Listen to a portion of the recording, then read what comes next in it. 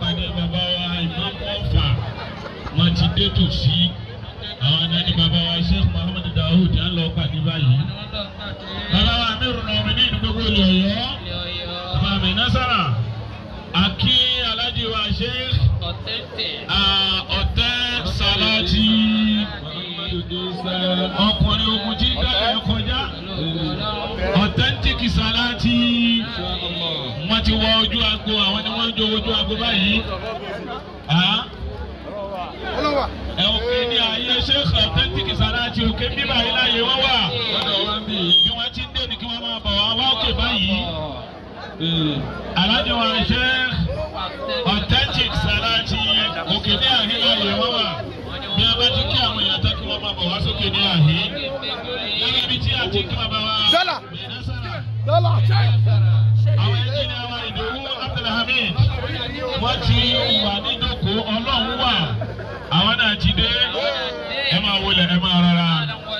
Gbogbo àwọn bàbá wa alálùkígbà pátá lẹ́yìn bàbá wa Mufasiru tilẹ̀ Ọ̀yọ́ akí gbogbo wọn o ahlan wa sahlan wa marhaba bikum. Kódà bàbá wa ìmáàmù ní gbogbo ìlú Awẹ́ pátá bàbá náà ti wà ní ìkàlẹ̀ akínyín ẹ máa wulẹ̀ ẹ máa rọra. Bàbá Mufasiru gbogbo ilẹ̀ Awẹ́ Alhaji Abdulateef àná ti wà nílẹ̀ àná ti wọlé akínyín ahlan wa sahlan wa marhaba bikum. Àwọn alájì wa tí Ọlọ́run tún fi òní sọ wọ́n ló kọrin Honorable Abdulhakeem ògo gbogbo àgbáyé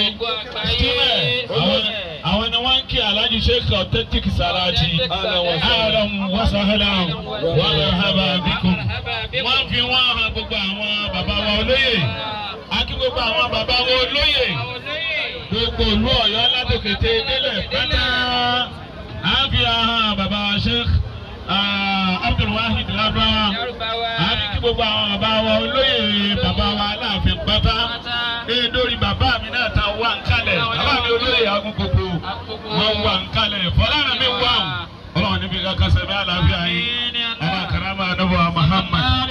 Ètò náà ń bẹ̀rẹ̀ náà nìyẹn tí àwọn alájì wa Authentic ọkùnrin ogun tí dálẹ̀ kọjá èyí tí wọn bá ti lè gòkè báyìí tí wọn jòkó á bẹ̀rẹ̀ àdúrà bẹ̀rẹ̀ báyìí ni ahlan wa sahlan wa marhaba bikum. Akínyín ẹ máa wọlé ẹ máa rọra ẹ kú ọ̀rọ̀ ẹ̀sìn ẹ kú ọ̀rọ̀ àdínì àfa àti ìgbọ̀n àfa rẹ̀ àfa àti ìgbọ̀n àfa ẹgbẹ́ rẹ̀ ló ń jẹ́jẹ́ ahlan wa sahlan wa marhaba bikum. Ẹ máa wọlé ẹ máa rọra. Orí online lójúmọ́ ẹ rí Authentic Salati. Lórí lónìí.